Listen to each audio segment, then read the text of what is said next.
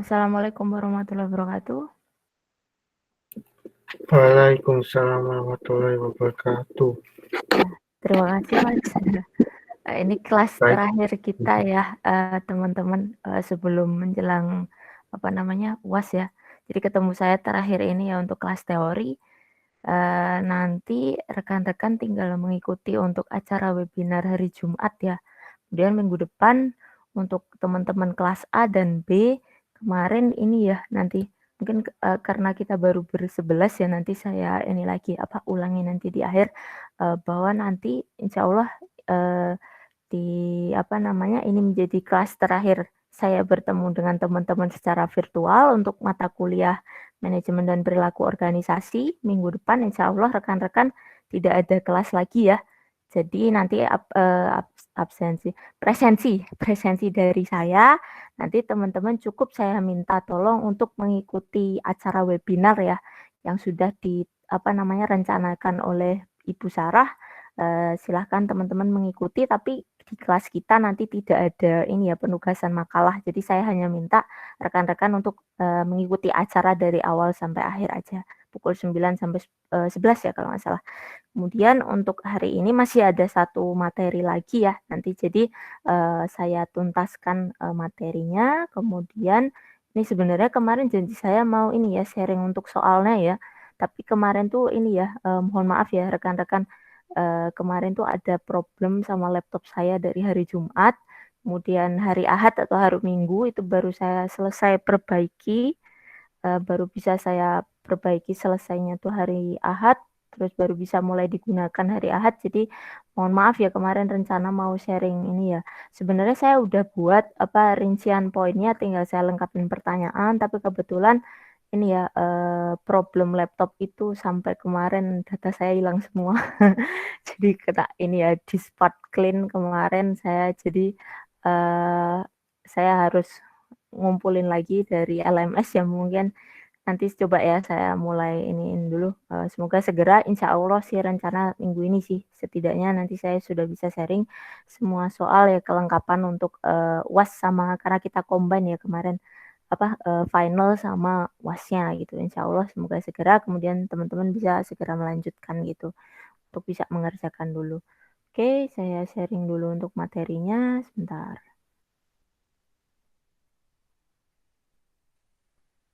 Oke, sembari nunggu teman-teman yang lain ya, mungkin karena udah akhir-akhir juga.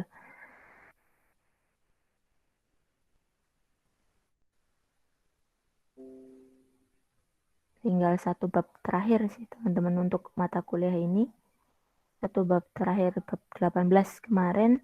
Kalau di buku sih ada bab 17 juga, tapi kemarin Bu Sarah beliau menyampaikan kalau HR atau HR SDM-nya nggak usah aja, kita langsung ke perubahan. Oke, nggak apa-apa gitu.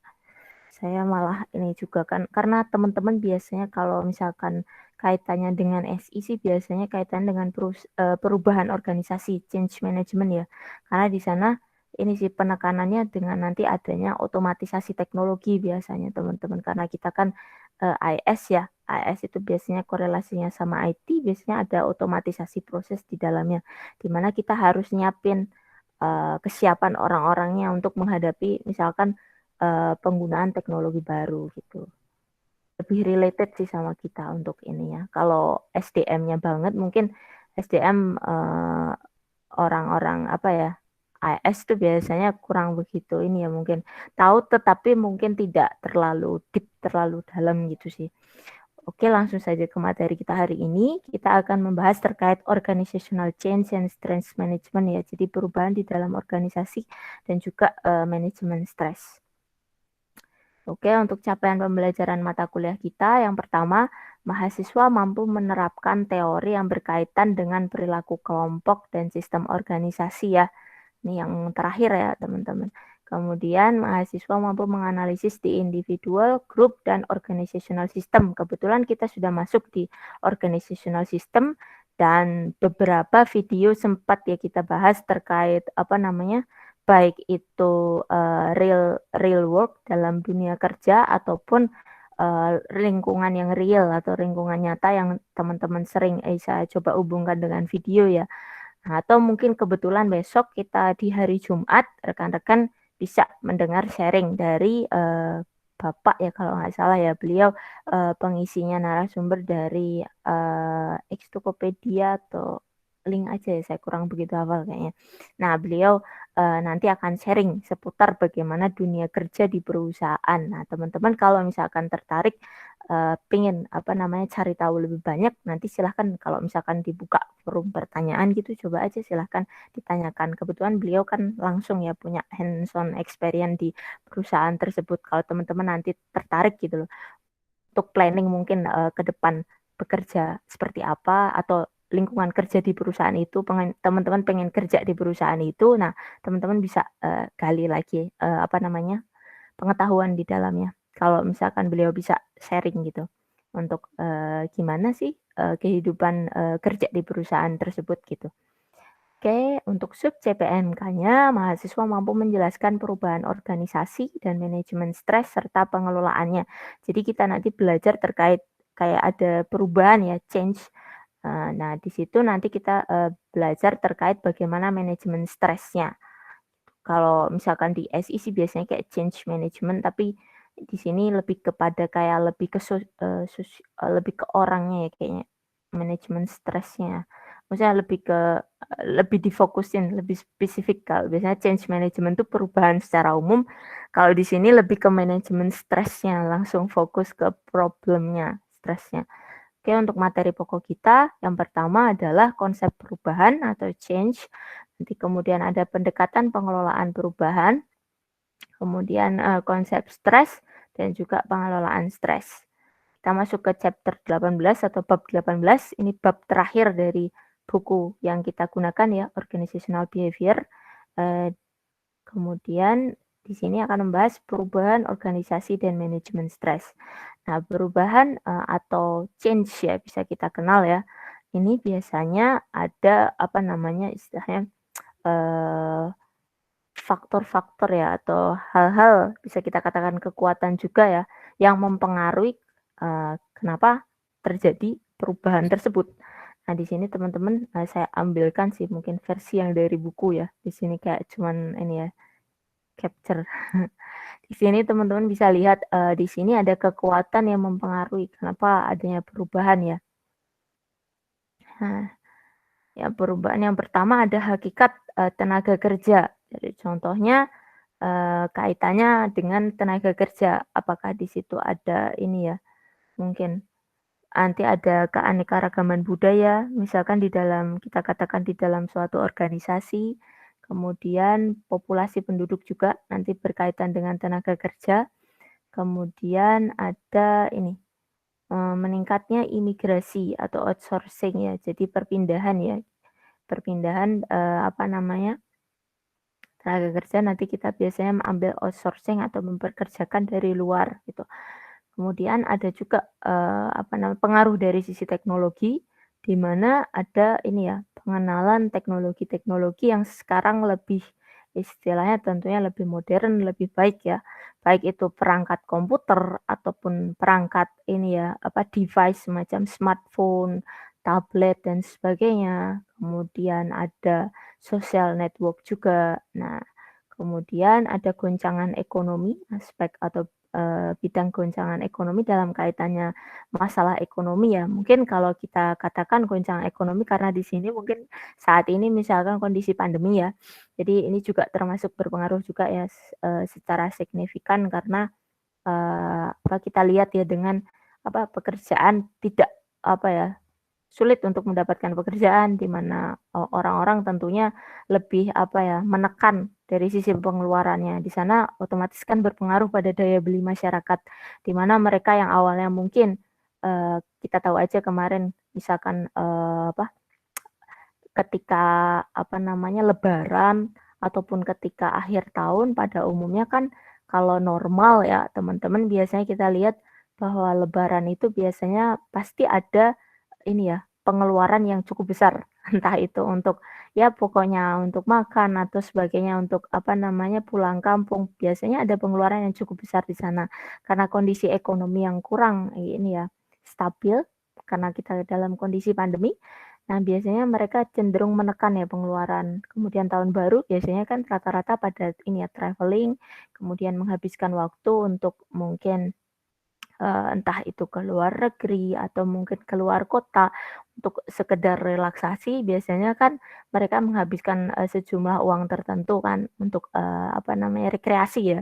Nah, tidak jarang karena tahun baru kondisi dalam pandemi biasanya kan ini ya, berpengaruh juga mereka, apa namanya, pengeluarannya juga cukup ditekan. Nah, di sini juga berpengaruh ya, bisa kita katakan juga berpengaruh, kita katakan seperti kondisi resesi global ya, karena ini kepengaruhnya kan secara global ya, pandemi itu.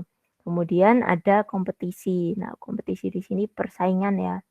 Nah, di sini mungkin ketika ada suatu perusahaan tertentu, mungkin di ranah satu, apa ya, industri sama ya, industri yang sama, apakah itu mungkin sektor banking dengan sektor banking. Nah, mereka mungkin saling berkompetisi, bagaimana mendapatkan nasabah, lebih banyak dibandingkan dengan, bank yang lainnya. Kemudian kecenderungan sosial. Nah, di sini ada ini ya, mungkin perilaku-perilaku sosial yang berpengaruh juga dalam kaitannya perubahan. Nah, kalau di saat ini mungkin ya, kalau di Indonesia, tidak terlalu signifikan ya. Ada tapi cuman mungkin jumlahnya ya. Kalau di luar mungkin ini ya, karena culture-nya sedikit berbeda ya, ada transgender, lesbian, homo, dan sebagainya biasanya juga berpengaruh di sini dalam kaitannya perubahan. Kemudian politik dunia, untuk politik dunia eee, di sini ada kaitannya dengan kondisi politik, yang kalau misalkan di sini kalau untuk politik dunia pada umumnya mungkin ini ya, pemilihan yang ada di Amerika memang sih, levelnya secara nasional di level di Amerika, tapi tidak jarang mungkin di Indonesia juga berpengaruh ya dengan kaitannya nanti apakah itu dengan nilai tukar dan sebagainya ya biasanya. Tapi kita lihat juga karena di dalam kondisi pandemik mungkin tidak terlalu signifikan atau saya sebenarnya tidak begitu mengikuti juga sih kalau untuk politik ya. Jadi kita tahu sendiri ya mungkin, kita nilai secara umum saja sih untuk politik ya kondisi mungkin karena Amerika cukup signifikan, biasanya mempengaruhi, apa namanya, negara-negara yang lain, mungkin khususnya Indonesia sendiri tentunya di sana ketika ada, mungkin situasi seperti pemilihan umum. Jadi di sana juga memberikan dampak ke Indonesia, tapi nilai seberapa jauh signifikannya, nah itu yang mungkin, apa namanya, saya pribadi juga belum begitu tahu ya, maksudnya tidak terlalu sih kalau menurut saya belum begitu, apa ya, berpengaruh. Tapi ada di sisi tertentu memberikan pengaruh, cuman nilai seberapa signifikannya, nah itu sepertinya, apa namanya, tidak terlalu menjadi penekanan juga ya untuk kita, karena kan, kita juga bukan di bidang politik. Kemudian saya lanjutkan. Nah, di dalam perubahan atau change, nah di sini perubahan ini ada perubahan yang istilahnya direncanakan atau plan change. Nah, nanti ada yang, ini beberapa konsep ya terkait dengan perubahan ya. Perubahan tadi kita kenal bahwa ada sesuatu hal yang berbeda ya. Nah, di dalam perubahan nanti ada perubahan yang terencana dan juga, konsep agent of change ya. Atau change agent lah, orang yang bertindak sebagai apa, agen perubahan ya, katalisator yang nantinya, bertanggung jawab untuk mengelola perubahan. Sedangkan perubahan yang terencana di sini adalah perubahan yang nanti sudah disengaja, sudah ada planning-nya atau perencanaannya, di mana nanti kita berorientasi pada tujuan tertentu. Misalkan kebetulan, di dalam suatu perusahaan ada implementasi suatu aplikasi baru, SAP misalkan, nah di sana nanti tentunya ada ya tujuannya misalkan untuk meningkatkan efisiensi dan efektivitas. Nah di sana tentunya, dari sisi perusahaan harusnya sudah membuat semacam change management plan ya, di mana nanti perencanaannya sudah ditentukan, kemudian nanti ada ini, change agent atau agent of change yang nanti akan memantau ya bagaimana, jalannya proses perubahan tersebut. Kemudian untuk, beberapa agen perubahan, di sini misalkan ini ya, kebetulan ada dicontohkan, di sini ada beberapa nama-nama berikut, Sandy Jane, Cameron Ring, Monica Low, dan Seth Stannenberg. Nah, ini mereka bekerja sama kebetulan di sini ada suatu kasus namanya aplikasinya Aner ya. Aner. Aplikasi sebentar. Nah, aplikasinya kebetulan namanya Aner. Jadi dia bekerja sama ya. Awalnya sebenarnya ini apa namanya konsep aplikasi pelayanan kesehatan untuk lansia. Nah, dia awalnya bekerjanya mungkin masih belum memanfaatkan ini ya apa namanya teknologi di mana dengan adanya ini ya, apa namanya, mungkin awalnya masih dengan manual ya, jadi fasilitas pelayanan untuk lansia itu masih, secara mungkin belum memanfaatkan IT. Nah, di sini ketika dia membawa konsep inovasi Aner di sini, dia memperkenalkan konsepnya itu bekerja sama dengan pemanfaatan social marketplace dari ini, ride sharing, punya Uber dan juga Kickstarter. Jadi nanti itu konsepnya akan, ini ya layanan, fasilitas tadi itu dia akan memanfaatkan online marketplace yang ada di sana. Jadi nanti cukup dari pengasuh ini mencantumkan kualifikasi dan juga atribut, pekerjaan yang diinginkan. Nah, kemudian nanti tinggal lansia yang membutuhkan jasa layanannya, nanti ini ya, tinggal memilih atau menentukan, "Oh, nanti saya butuh bantuan di bidang ini loh, untuk perawatan kesehatan apalah," misalkan seperti itu. Nah, ini beberapa, ini ya, orang-orang di sini kebetulan di industri, apa ya, bisa kita katakan, ya kesehatan juga sih, tapi kesehatan untuk ini ya, perawatan lansia ya di sini. Nah, mereka-mereka ini ya contoh, agent of change ya, di mana ada suatu individu-individu tertentu atau mungkin suatu divisi, bisa kita katakan tim juga. Nah, memang khusus dibentuk mereka ini ya, bagaimana memperkenalkan, suatu konsep perubahan inovasi baru ke dalam suatu organisasi. Nah, tidak jarang ini ya, banyak agen perubahan itu bisa mengalami kegagalan. Nah, karena kita lihat sendiri, karena kita perubahan ini kan nanti akan membawa, biasanya tidak hanya agennya aja yang berubah kan, tetapi satu keseluruhan komponen organisasi termasuk anggotanya. Nah, mereka juga harus melaksanakan perubahan atau mensupport perubahan, di mana kalau mereka, apa namanya, terjadi penolakan tentunya, fokus utama kita untuk melakukan perubahan tidak dapat berhasil, gitu. Kemudian bertahan untuk tidak berubah atau resistant to change ya.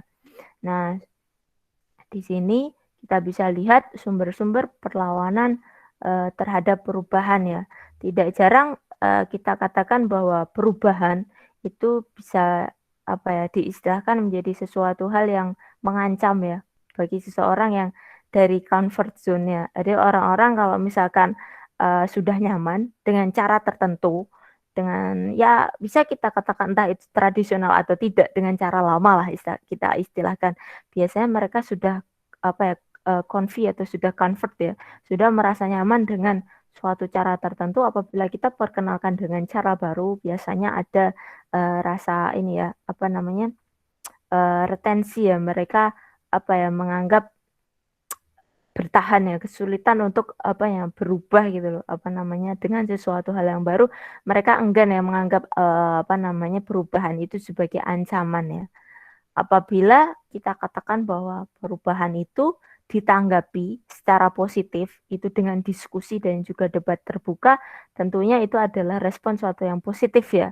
Nah, kalau misalkan tidak jarang dengan perubahan itu ada responnya yang hanya apatis atau diam, nah itu biasanya apakah mereka tidak paham ataukah mereka enggan gitu untuk, apa namanya, mengarah kepada, perubahan tersebut. Nah, untuk sumber-sumber perlawanan terhadap perubahan, kita bisa lihat di sini teman-teman ada untuk individu dan juga, di level organisasi.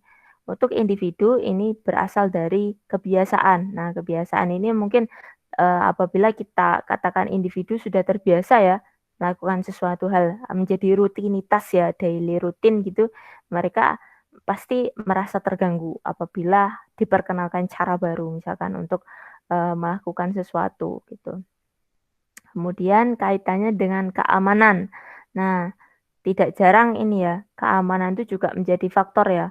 Apabila misalkan kita katakan kaitannya dengan uang ya, misalkan keamanan kaitannya uang, misalkan kita awalnya belum menggunakan, ini ya, apa namanya, electronic money, kemudian online banking dan sebagainya, mobile banking juga, mungkin, apa namanya, orang-orang yang sudah terbiasa dengan, apa, teknik yang umum ya. Jadi misalkan, kayak kebetulan saya contohkan aja orang tua saya sih.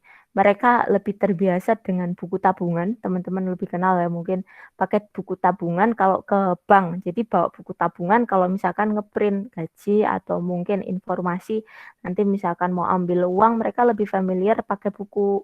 Jadi kalau kaitannya dia rasa lebih aman daripada misalkan menggunakan ATM atau dengan berbagai teknologi yang lain seperti saya sampaikan tadi ya, m-banking dan sebagainya.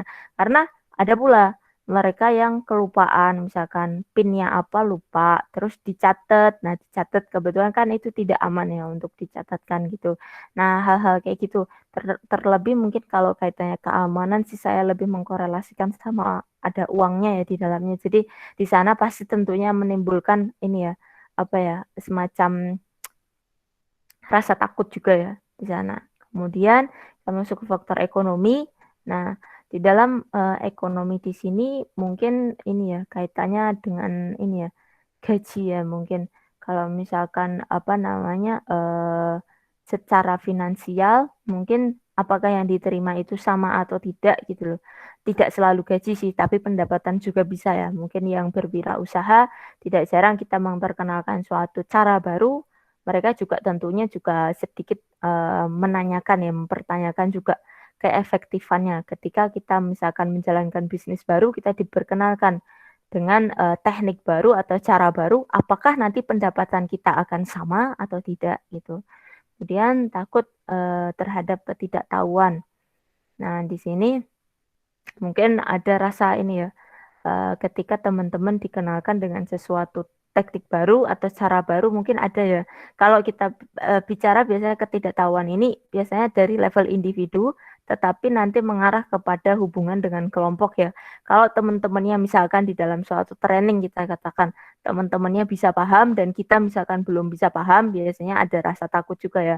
Kenapa sih harus diperkenalkan cara baru padahal saya udah biasa pakai cara itu gitu dan fine-fine aja gitu. Nah, teman-teman saya bisa, saya belum bisa nih gimana gitu. Kadang-kadang ada secara internal sendiri kita merasa kayak gitu, ada tekanan ya. Kemudian pemrosesan informasi secara selektif. Nah, di sini individu merasa bersalah atas secara selektif memproses informasi supaya menjaga persepsi tetap utuh. Mereka mendengarkan apa yang mereka ingin dengar, mereka akan mengabaikan informasi tentang dunia yang telah mereka ciptakan. Jadi kadang-kadang ini ya, pemrosesan informasi selektif, jadi mereka hanya memilih informasi yang mereka mau aja. Jadi istilahnya cara-cara yang mungkin tadi ya, saya mungkin yang bisa paham ini ya, mungkin ada diperkenalkan satu rangkaian teknologi, bukan teknologi ya, saya katakan step cara ya, langkah-langkah baru. Misalkan dia belum bisa paham, ada tahapannya kebetulan 3 tahap, dia baru bisa paham sampai 1 tahap, ya udah dia cuma menjalankan 1 tahap itu aja. Sedangkan 2 tahap selanjutnya tidak dijalankan. Tidak jarang seperti itu ya. Jadi kita punya rangkaian proses di mana dia enggan ya melakukan keseluruhan, jadi hanya selektif, milih aja gitu. Kemudian sumber di dalam organisasi, di sini ada kelemahan struktural. Nah, di sini kaitannya dengan ini ya, strukturisasi di organisasi ya. Di sini ada, kalau di sini dicontohkan mekanisme dari proses seleksi, regulasi. Nah, di sini kalau struktural aturannya biasanya dengan kebijakan ya. Pengaturannya itu seperti apa sih, regulasinya seperti apa gitu. Kemudian fokus pada perubahan yang terbatas. Nah, di sini organisasi terdiri atas sejumlah subsistem yang saling tergantung. Salah satu tidak dapat diubah tanpa mempengaruhi lainnya. Nah, di sini perubahan subsistem. Nah, ketika mungkin perubahan itu levelnya mungkin organisasi secara keseluruhan. Nah, tidak jarang mungkin ada ya, bisa sih sebenarnya dalam satu perusahaan kita katakan line bisnis itu kan saling terkait. Cuma mungkin ada yang dampaknya secara signifikan, ada yang mungkin hanya terdampak kecil. Nah, tidak jarang kadang-kadang ini ya, perubahannya itu mungkin yang perubahannya signifikan mungkin ini ya,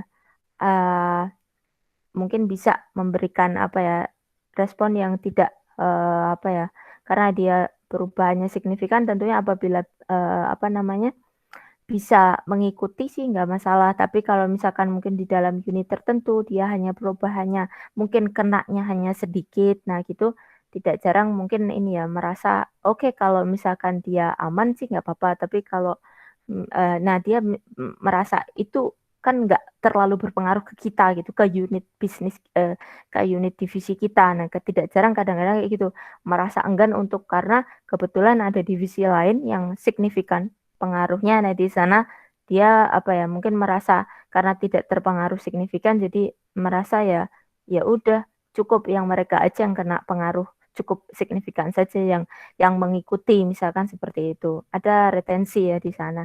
Kemudian ada kelemahan kelompok.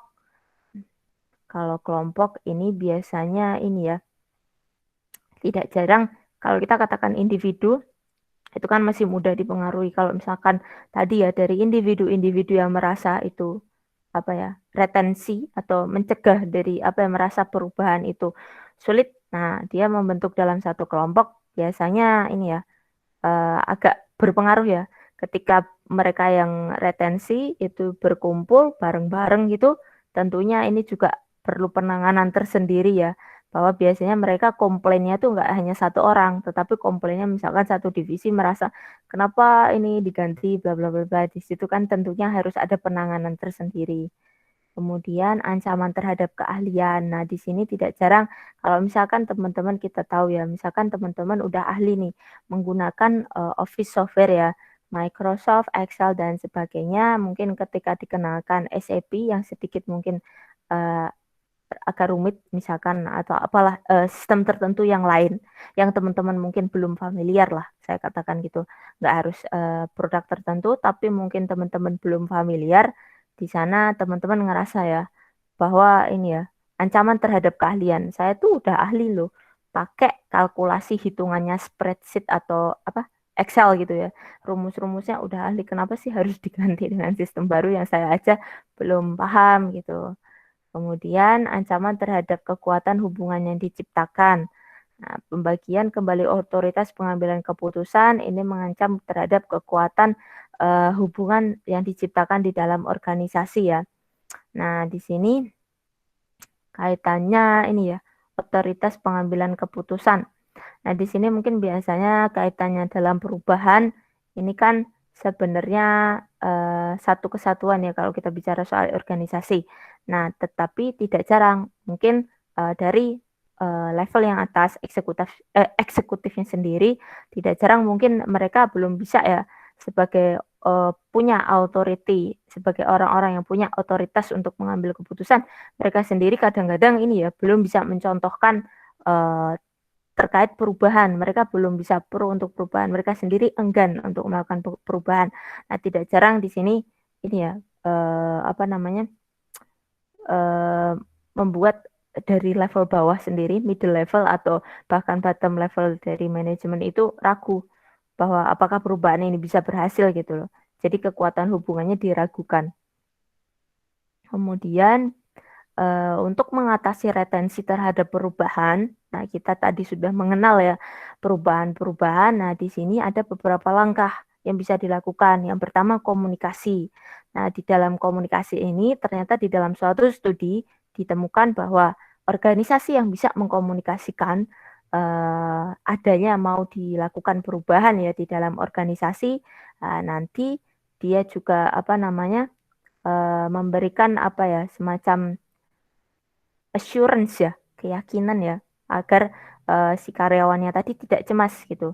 Nah, kalau ada perubahan nanti ada change management yang akan diterapkan dan sebagainya. Nah, di sana dia bisa memberikan kepastian kepada apa karyawan bahwa perubahan itu tidak serta-merta akan memberikan kesulitan, tetapi perusahaan akan memberikan langkah-langkah tertentu sebagai upaya ya untuk menghandle atau change management ya, mengelola perubahan itu sendiri. Jadi komunikasi itu penting ya. Kalau misalkan ada perubahan perlu disampaikan juga kepada karyawan dan bagaimana solusinya gitu.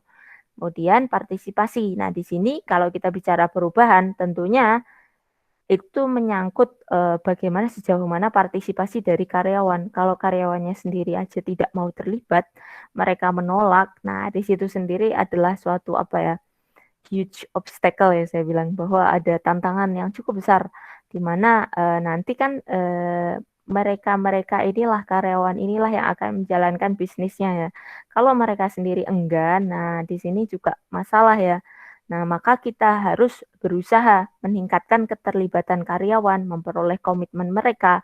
Nah, bagaimana untuk mereka bisa engage atau bisa terlibat di dalam proses perubahan tersebut. Kemudian membangun dukungan dan komitmen. Nah, di sini kaitan dengan partisipasi juga ya. Bagaimana kita apabila ada perubahan, tentunya kita membuat entah itu suatu mekanisme atau mungkin agen perubahan tadi ya, yang nanti membantu memotivasi karyawan atau mungkin ada konseling atau terapi. Nah, di mana nanti ada pelatihan juga, di mana nanti memfasilitasi penyesuaian dari sisi karyawan untuk apabila ketika diimplementasikan perubahan mereka nggak kaget gitu. Kemudian kembangkan hubungan positif. Nah, di sini apabila manajer atau supervisor mereka membangun hubungan sosial yang baik ya dengan individu karyawan masing-masing. Nah, tentunya si individu atau karyawan tadi akan yakin bahwa oh ternyata benar-benar safe ya kalau misalkan kita melakukan perubahan itu aman gitu loh. Nah, tidak berisiko karena perubahan ini sudah dihandle dengan langkah-langkah tertentu yang sudah dipersiapkan misalkan gitu. Kemudian menerapkan perubahan dengan adil. Nah, penting bagi karyawan untuk mengerti alasan kenapa sih perlu dilakukan perubahan. Nah, di sini kaitannya tadi ya dengan komunikasi. Perlu juga dijelaskan kenapa perlu dilakukan perubahan, kemudian kemajuannya, progresnya, sejauh mana perubahan itu. Misalkan kita kenalkan ya, implementasi atau otomatisasi dengan sistem baru. Kita juga dapat nanti sebagai karyawan laporannya bahwa sejauh mana berapa persen karyawan yang sudah bisa misalkan menggunakan aplikasi tersebut. Jadi kita juga lihat, kita nilai sejauh mana kemajuannya. Nah, kemudian agar bisa melihat ya bahwa implementasinya itu ternyata mengarah kepada hal yang lebih baik gitu. Bahwa responnya itu juga positif. Tentu ini akan menjadi semacam booster ya atau pendorong ya bahwa ternyata rekan-rekan yang lain juga mendukung gitu. Kemudian ada juga dengan manipulasi dan juga kooptasi untuk mengatasi retensinya. Tetapi di sini mungkin sedikit negatif ya teman-teman. Kalau manipulasi di sini kan kita kayak memutar fakta ya. Jadi bukan kita sampaikan tapi kita manipulasi, kita ubah lagi ya. Jadi bukan berdasarkan fakta di sini agak beresiko juga ya. Apabila fakta itu diketahui, tentunya kredibilitasnya bisa diragukan nanti. Baik organisasi atau agen perubahan tentu akan diragukan. Oh kok kemarin nggak kayak yang disampaikan ya, misalkan yang disampaikan bla bla bla bla, ternyata di akhir yang didapati agak sedikit berbeda. Tentunya di sini sebenarnya ada ya nanti kalau di akhir itu bisa dikomunikasikan sebenarnya seperti apa jalan terbaik. Kalau kooptasi ini bagaimana mendapat dukungan dari para pemimpin kelompok yang mungkin berlawanan. Kebetulan di satu divisi atau departemen ada yang tidak pro dengan perubahan. Nah, bagaimana kita mendapat engagement dari mereka, semacam keterlibatan mereka karena mereka adalah orang-orang kunci ya, orang-orang utama kebetulan di dalam divisi itu. Kalau mereka bisa mendukung program kita untuk berubah, tentunya mereka bisa mengajak para karyawan di level di bawahnya untuk bisa ikut terlibat. Kemudian memilih orang yang menerima perubahan. Nah, di sini ketika kita memilih orang, ini biasanya dikaitkan dengan teman-teman mungkin pas seleksi ya, seleksi penerimaan gitu biasanya.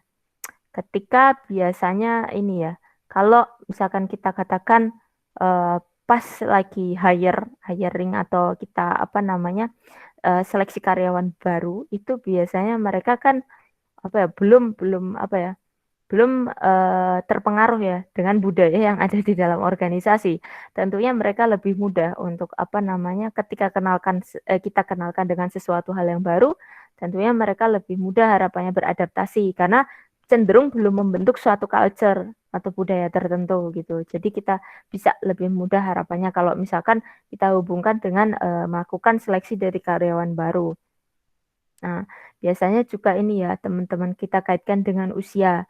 Nah, tidak jarang ketika mungkin sajalah yang saat ini ya, kalau misalkan teman-teman yang saat ini IT itu kan sudah tidak apa ya, sesuatu hal yang lumrah ya, umum ya.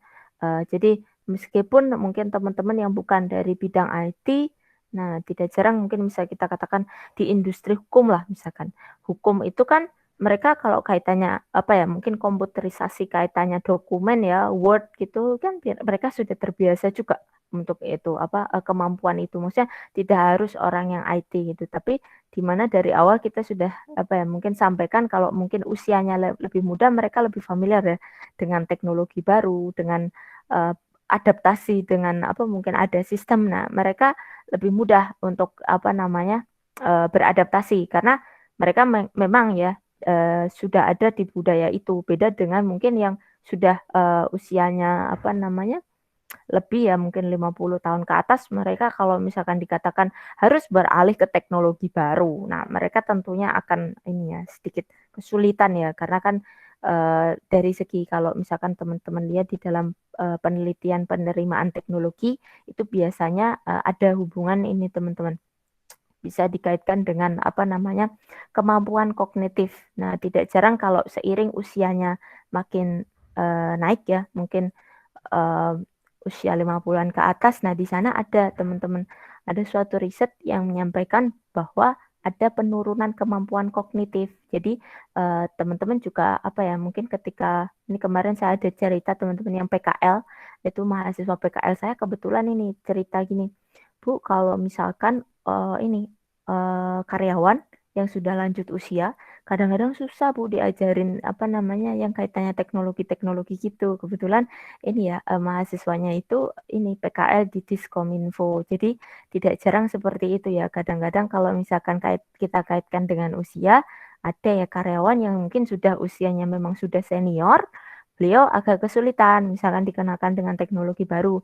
Bisa sih, tapi ada butuh waktu tertentu untuk mereka bisa mengenali atau belajar gitu. Karena memang dalam suatu penelitian saya pernah membaca karena kebetulan saya kaitannya apa namanya, teknologi acceptance ya. Di sana ini ya, ada korelasi kemampuan apa namanya, kognitif seseorang dengan ini ya, pertambahan usia di sana. Oke, kita masuk ke sini. Yang terakhir ya, untuk mengatasi retensi ada paksaan. Nah, di sini sebenarnya agak ini ya, kurang baik juga kalau menurut saya. Tetapi ketika kita bicara soal organisasi di sini mungkin ada sesuatu hal yang perlu apa ya dilakukan ya. Nah, di sini ada paksaan. Paksaan di sini nanti ini ya, bagi yang mungkin bertentangan, nah di sini ada paksaan. Apakah mungkin nanti ada ini ya, yang tidak menyetujui itu ada kena pemotongan gaji, ataukah mungkin promosinya diblokir, kemudian ada surat rekomendasi yang buruk. Nah ini, surat rekomendasi yang buruk, teman-teman mungkin kalau masih ingat kemarin ya, di video saya yang saya share untuk ini teman-teman, koersif kemarin ada ya. Jadi kebetulan saya agak lupa yang ada konflik atau apa ya.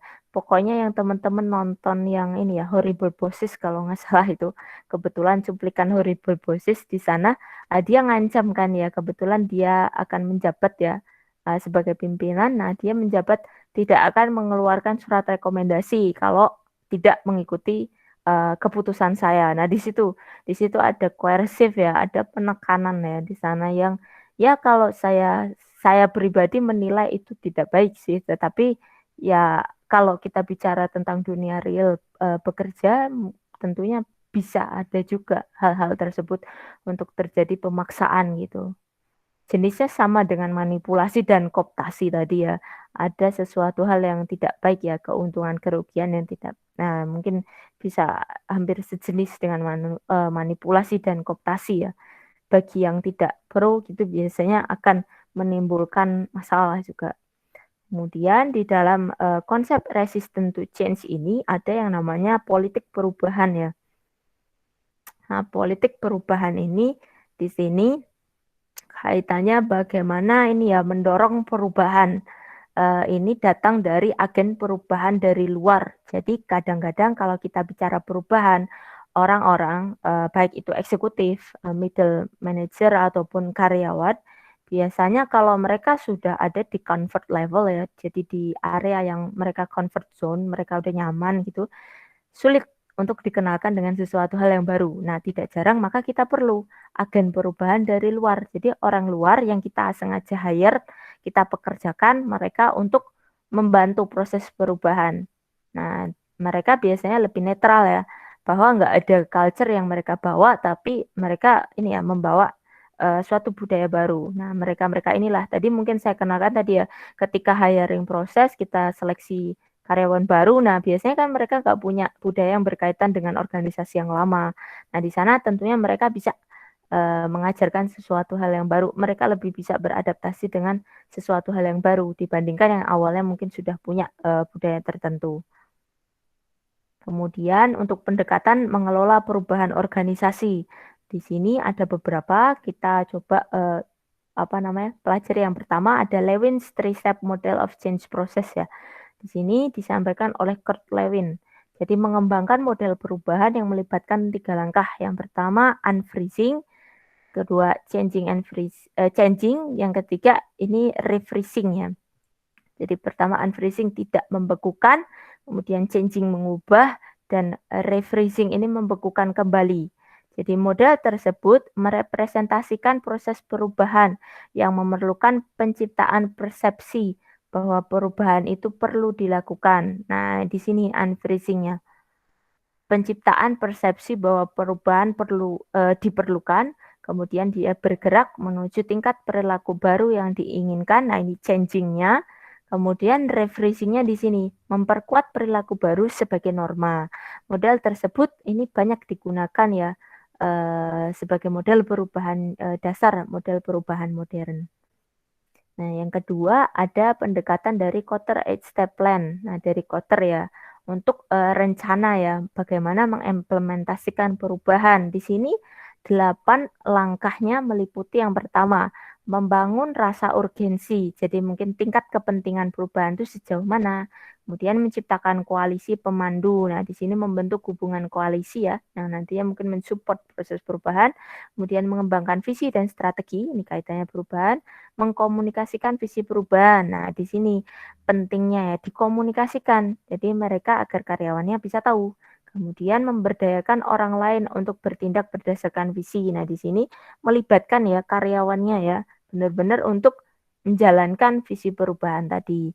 Merencanakan, membuat, dan memberikan penghargaan untuk jangka pendek. Kebetulan bagi mungkin karyawan yang sudah bisa ya terlibat. Nah, tentu ya kita coba kasih reward. Kayak kemarin ya kita pelajari ya, reward and punishment. Bahwa kalau misalkan ada karyawan kita yang bisa melakukan sesuatu hal yang baik, tentunya kita beri reward ya. Di sini kebetulan kaitannya perubahan, dia bisa menjalankan, mengimplementasikan perubahan, kita coba berikan reward sebagai boosting ya untuk mendorong ya. Kemudian mengkonsolidasikan peningkatan, menilai kembali perubahan dan membuat penyesuaian yang diperlukan. Nah, kebetulan kita sesuaikan, kita nilai tadi sejauh mana sih perubahan yang sudah bisa kita implementasikan. Nah, kita coba dengan peningkatan tambahan lagi. Kemudian menilai kembali perubahannya. Nah, tadi biasanya ada adjustment ya. Perlu penyesuaian di sisi mana sih yang mungkin belum sampai ke level yang kita harapkan, misalkan seperti itu. Kemudian memperkuat perubahan dengan mendemonstrasikan hubungan antara perilaku baru dan kesuksesan organisasi. Nah, di sini nanti ini ya kita tekankan lagi konsepsinya ya, di mana ini ya, mungkin tidak hanya konsep tapi demonstrasi juga bahwa ternyata dengan perubahan atau mungkin perilaku baru ternyata memberikan kesuksesan untuk organisasi. Nah, kita coba ini ya, perjelas lagi. Kemudian ada action research di sini. Jadi dari proses perubahan berdasarkan pengumpulan data ya. Nah, di sini kita dasarkan dari data, kemudian pemilihan tindakan perubahan berdasarkan data yang kita analisis. Nah, biasanya kita mengikuti suatu metodologi ilmiah ya. Nah, di sini ada 5 langkah. Yang pertama diagnosis, kayak orang sakit ya, kita diagnosis dulu. Mungkin permasalahannya ya kaitannya biasanya. Kita diagnosis permasalahan, kemudian kita analisis. Oh, yang ada masalah tuh di sisi apa?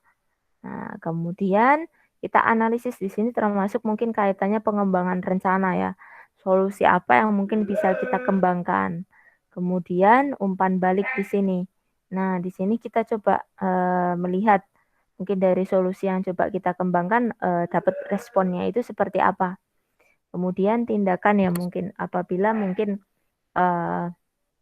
belum sesuai, nah kita tentukan juga tindakan-tindakan tertentu.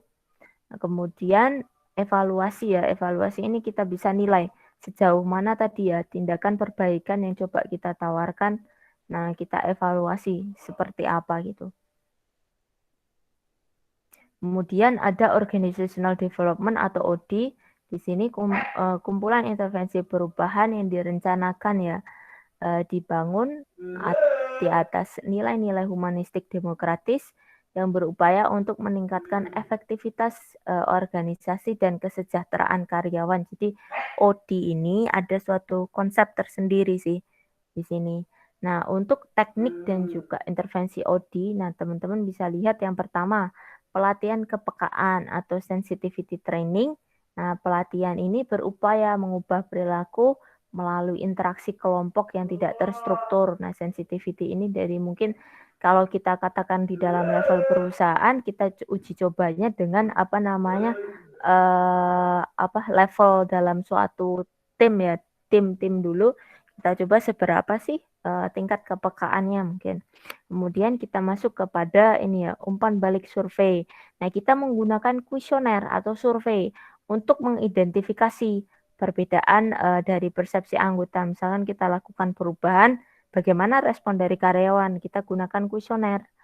Nah, tentunya nanti bisa menimbulkan diskusi juga ya, tidak jarang ya kalau misalkan ada yang pro dan kontra gitu dan sebagainya, kita coba bisa lakukan diskusi, kemudian ada beberapa perbaikan ya kita bisa tawarkan dari hasil analisisnya kuesioner. Kemudian proses konsultasi. Nah, di sini ada ini ya, rapat di mana konsultan ini membantu klien ya. Jadi di sini kita hadirkan suatu mungkin kebetulan tadi ya change agent dari luar gitu yang nanti membantu bagaimana mengidentifikasi kalau misalkan ada permasalahan, kemudian mana sih proses yang perlu kita perbaiki atau langkah perbaikannya mungkin seperti apa. Kalau kita menggunakan jasa konsultan, mereka tentunya sudah terbiasa ya misalkan dengan problem-problem serupa, jadi sudah tidak kesulitan lagi harapannya kalau misalkan dihadapkan dengan problem tertentu kaitannya perubahan. Kemudian teknik yang lain ada membangun tim building. Interaksi yang tinggi di antara anggota tim untuk meningkatkan kepercayaan dan keterbukaan. Nah, di sini kita bangun ya suatu di kaitannya perubahan kita bangun dalam lingkup satu tim. Bagaimana dalam satu tim ini bisa saling support kalau misalnya kita melakukan perubahan. Jadi misalkan kita kenalkan tadi ya teknologi baru atau sistem baru. Nah, tidak jarang mungkin ada kan dari satu tim gitu kan, tentunya mungkin ada ya, biasanya kepahaman itu bisa berbeda-beda, mungkin ada yang sudah bisa paham gitu, bisa memberikan mengajarkan ke rekan-rekan yang lain. Nah, di situ kan biar kemampuan di dalam satu tim, interaksi dalam tim semakin tinggi, harapannya di sini ini ya makin support ya nanti untuk perubahan itu sendiri. Kemudian pengembangan antar kelompok, intergroup ya. Nah, di sini upaya organizational development atau OD tadi ya, mengubah sikap stereotip persepsi yang dimiliki kelompok. Nah, di sini levelnya kita bicara tadi ya, tim atau kalau di sini antar kelompok. Jadi kalau tadi antar tim, mungkin tim dalam satu tim, nah di sini antar kelompok, di mana mungkin antar divisi, Nah, di sana kita coba untuk ini ya, mungkin bisa kita katakan bandingkan ya. Kita lihat perbandingannya, bagaimana kinerjanya di dalam perubahan itu sejauh mana. Nah, kita bisa bandingkan di sana. Nah, untuk melihat nanti bisa membantu kan. Harapannya ada tim tertentu mungkin yang memang sudah advance, sudah levelnya baik dalam menerima perubahan, bisa memberikan pengaruh yang positif untuk tim atau kelompok tertentu yang mungkin belum maksimal dalam merespon perubahan. Kemudian ada appreciative inquiry. Nah, ini pendekatan yang berusaha untuk mengidentifikasi kualitas unik dan kekuatan khusus dari suatu organisasi, kemudian dapat dibangun untuk meningkatkan kinerja ya. Nah, di sini mungkin ada keunikan khusus tertentu yang menjadi power di dalam organisasi, katanya mungkin biasanya budaya-budaya tertentu ya, di mana mungkin budaya karena di suatu organisasi bisa berbeda-beda ya kita bicara kalau organisasi. Nah, di sini kualitas uniknya mungkin ada organisasi yang mungkin bisa ini ya, bagus dalam kaitannya pembelajaran. Jadi dia itu memang sudah apa ya, knowledge manajemennya bagus. Jadi ketika meskipun ada perubahan, mereka meresponnya bisa dengan hal-hal yang baik. Nah, di sini tentunya ada ini ya, appreciative inquiry yang apa unik dari organisasi tersebut. Jadi di mana dia bisa apa mentransfer pengetahuan baru itu dengan cara yang baik gitu. Di sini untuk menciptakan budaya untuk perubahan. Nah, ada 3 pendekatan bagaimana organisasi dapat menerima budaya perubahan dengan mengubah budaya mereka. Yang pertama, ada mengelola paradoks. Ada paradoks teori, di sini menggambarkan bagaimana manajer yang hebat dapat berhasil menyeimbangkan paradoks ya. Jadi bisnis dapat berjalan bersamaan, mendorong persaingan dan kolaborasi. Jadi sesuatu hal yang sedikit kita katakan bertentangan ya. Tidak jarang kalau organisasi hanya punya kemampuan salah satu ya. Apakah itu bersaing atau berkolaborasi ya. Bisa juga di sini dicontohkan perusahaan perlu mengakui kesuksesan di masa lalu dan mempelajari cara kerjanya. Sementara di lain waktu dia melihat ke belakang. Jadi paradoks ini ada 2 kondisi ya yang berbeda, ada positif, ada negatif. Nah, di sini di mana kemampuan manajer untuk bisa mengcover keduanya ya. Apakah ada, tentunya biasanya ada persaingan, tetapi bagaimana dia bisa mengakomodasi dengan ini teknik-teknik untuk bisa berkolaborasi. Kemudian tidak jarang ya kalau organisasi itu bisa mengalami kesuksesan. Ya, kita bisa belajar dari kesuksesan. Tetapi di lain waktu kan tidak selalu berjalan lancar ya. Ada kondisi-kondisi yang kita mungkin belum maksimal. Nah, di sana kita juga bisa pelajari untuk melihat bagaimana sih pola kegagalannya gitu misalkan. Jadi ada 2 kondisi biasanya positif dan negatif paradoks itu. Jadi di mana kita tidak hanya menghandle salah satu tapi bisa optimal di 2 sisi keduanya. Kemudian yang kedua merangsang budaya inovatif. Nah, inovasi ini merupakan ide baru ya untuk meningkatkan produk, proses ataupun layanan. Nah, sumber inovasi di sini bisa struktur organik yang mempengaruhi inovasi secara positif, kemudian penghargaan yang berpengaruh terhadap inovasi. Nah, di sana misalkan dilakukan inovasi itu diberi suatu reward atau penghargaan, kemudian struktur organik di sini kemarin kita review lagi ya teman-teman di pertemuan sebelumnya, struktur organik ini memberikan kebebasan atau keleluasaan, jadi nggak terlalu struktural banget teman-teman. Jadi misalkan mungkin kita contohkan kalau kemarin saya contohkan kayak startup gitu ya, mungkin nggak terlalu ini ya, harus sesuai kebijakan aturan bla bla bla bla, yang penting nanti mungkin sesuatu goal yang mungkin secara umum sudah ditentukan, yang penting tercapai, pekerjaannya selesai gitu ya. Itu organik ya. Kemudian inovasi terjadi ketika ada sumber daya kurang. Nah, ini sumber inovasi ini biasanya tidak jarang muncul ya, karena biasanya mungkin sumber daya kurang. Mungkin apakah di sana kekurangan dalam kaitannya suatu alat tertentu, jadi akhirnya membuat ini ya, karyawan mungkin berinovasi, "Oke, saya bikin mungkin aplikasi tertentu ya yang bisa membantu, karena di sini ada masalah di sini atau mungkin ada sumber daya tertentu yang kurang di sini," gitu. Saya bisa mengembangkan aplikasi atau mungkin mesin tertentu yang bisa membantu gitu. Kemudian komunikasi antar unit tinggi dalam organisasi inovatif. Nah, kalau kita bicara organisasi yang inovatif, biasanya mereka ini ya sangat support untuk berkomunikasi. Bagaimana bertukar ide dan pendapat itu biasanya lebih terbuka ya openness-nya ya. Jadi bisa berinovasinya itu lebih apa ya, semacam di-push ya, didorong gitu. Kemudian konteks dan inovasi.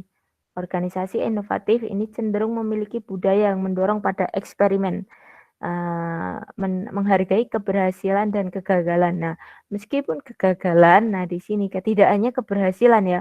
Kalau organisasi yang inovatif itu tidak hanya melihat pada sisi berhasil, tetapi kegagalan kan kita istilahkan apa ya, apa kesuksesan yang tertunda gitu ya, bisa diartikan gitu ya. Jadi, meskipun gagal tentunya kita sudah melewati suatu tahapan atau proses tertentu ya, meskipun belum mencapai goal yang diharapkan, tetapi kan dia sudah berusaha. Misalkan kita sudah mencoba metode baru gitu, ternyata mungkin belum optimal, kita bisa cari tahu, oh kelemahannya di sini, nanti kita bisa mengembangkan alternatif lain yang dinilai lebih baik gitu.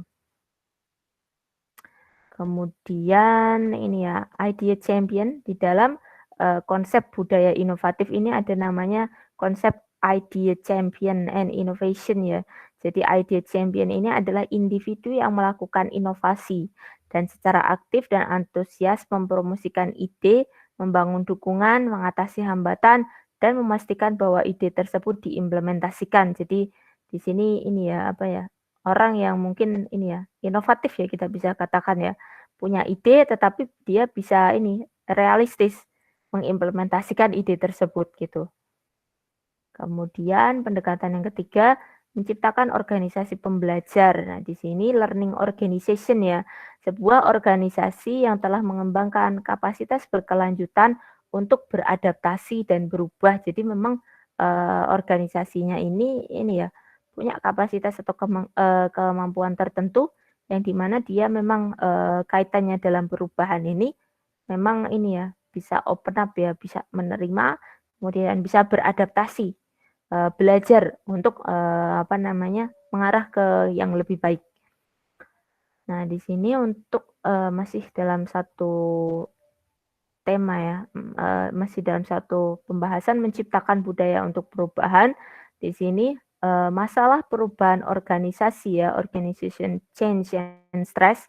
Nah, seringkali perubahan organisasi itu membuat stres ya, karyawan menganggapnya sebagai ancaman. Nah, di sini ketika kita menghubungkan dengan beberapa studi bahwa ternyata peran kepemimpinan atau leadership di sini juga berpengaruh di dalam proses ini ya organizational change atau perubahan di organisasi. Karena mereka-mereka inilah yang nanti akan membentuk yang memberikan pengaruh ke karyawan di sini untuk bisa berkomitmen kalau lebih baik mereka ini ya eksekutif itu atau top management bisa memberikan contoh bahwa, "Oh, ada perubahan, ternyata saya juga ikut terlibat di sini." Memberikan peran yang positif untuk implementasi perubahan. Jadi karyawan di level middle atau bottom, atau karyawan di bawah juga tidak akan ragu-ragu, "Oh, ternyata atasan saya juga mengimplementasikan, tidak menghadapinya dengan stres," gitu. Berarti saya juga, bisa gitu. Jadi memberikan dorongan juga, tidak hanya contoh mungkin, assurance ya, rasa yakin bahwa perubahan itu bukan sesuatu hal yang menakutkan gitu. Kemudian ada di penelitian lain menunjukkan bahwa orientasi positif terhadap perubahan sebelum inisiatif baru ini mengurangi stres. Nah, tidak jarang kalau memang karyawannya memang ini ya, kalau misalkan ada teknologi baru, mungkin proses baru, dia memang ini ya, punya pandangan positif. Nah, ini perlu juga mengembangkan pandangan positif. Di sini akan mengurangi stres dari karyawan, bahwa sesuatu hal yang baru bukan sesuatu hal yang menyeramkan, tetapi kita bisa pelajari gitu. Kemudian ada studi lain yang menambahkan bahwa meningkatkan komunikasi. Nah, di sini peran komunikasi di mana nanti akan membantu ya proses perubahan ya. Menilai meningkatkan ketahanan psikologis. Nah, di sini ada diskusi, dukungan sosial ataupun pelatihan yang harapannya nanti bisa membantu. Kalau misalkan karyawan dikomunikasikan dengan baik, oh ternyata mereka butuh pelatihan, mereka butuh dukungan, baik itu mungkin secara teknis atau emosional ya, agar bisa membantu mengontrol stres dan juga meningkatkan komitmen kerja. Nah, di sini kita bahas terkait stres di tempat kerja. Stres itu apa? Stres adalah proses psikologis yang tidak menyenangkan yang terjadi sebagai bagian respon terhadap tekanan lingkungan ya. Nah, di sini kebetulan kita artikan stres secara umum aja sih sebenarnya. Bahwa ada suatu tekanan ya, tekanan psikologis ya biasanya yang sebagai respon ya kalau kita mungkin merasa kurang nyaman ya dengan sesuatu hal. Nah, di sini ada suatu apa ya? eh penjelasannya di sini top sources of stress. Nah, di sini ada teman-teman yang bisa memberikan penjelasan dari exhibit 18.7 ini.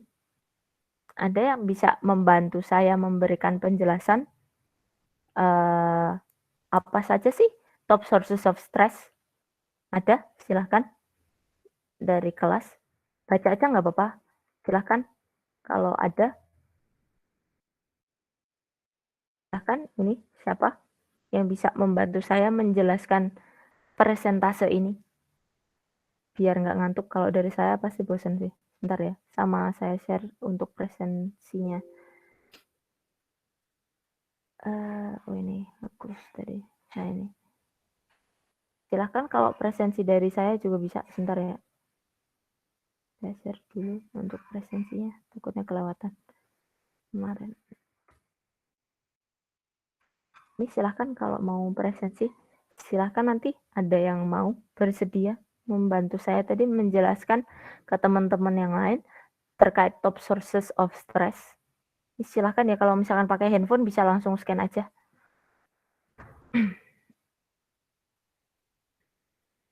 Oke, sudah? Kita kembali ke materi ya. Silakan, ada yang bisa membantu saya untuk menjelaskan ini, exhibit gambar ini. Top sources of stress? Ada? Biar nggak ngantuk soal. Kalau dari saya pasti bosen. Ibu, saya mau coba. Ya, silahkan. Mbak siapa Tapi ini? kalau salah, maaf ya, Bu. Nggak apa-apa, nggak apa-apa. Ya, nanti dapat ini soalnya udah terakhir sih. Keaktifan yang terakhir ya. Ini Mbak Iya, Bu. siapa? Khoiriah, Bu. Mbak Khoiriah, silahkan dibaca aja Mbak, nggak apa-apa. Oke, Bu. Jadi, what area of your life cause you the most stress? Kayak apa yang bikin kita stres gitu kan, Bu? Nah, yang pertama tuh ada untuk financial worries-nya, kayak kekhawatiran tentang keuangan. Itu 64%. Terus untuk pekerjaannya sendiri itu 60. Kayak pekerjaan tuh lebih, kita tuh bisa ngerjain semua atau enggak. Takutnya kan kayak deadline gitu kan, Bu. Sama kalau family responsibilities itu tanggung jawab kita terhadap keluarga itu gimana. Takutnya misal saya tulang punggung keluarga gitu kan, tanggung jawab untuk keluarga juga ini banget kan, Bu. Apa kayak yang utama gitu. Terus sama health concern tuh masalah kesehatan. Jadi karena kita stres terus gitu kan ngeganggu juga untuk masalah kesehatannya gitu kan, Bu. Terus kalau misalnya ngejar deadline, kita begadang itu kan juga keganggu masalah menarik sekali. Sekitar 46% gitu sih, Bu, kalau menurut saya. Terus yang paling signifikan yang mana, Mbak? Dari hasil.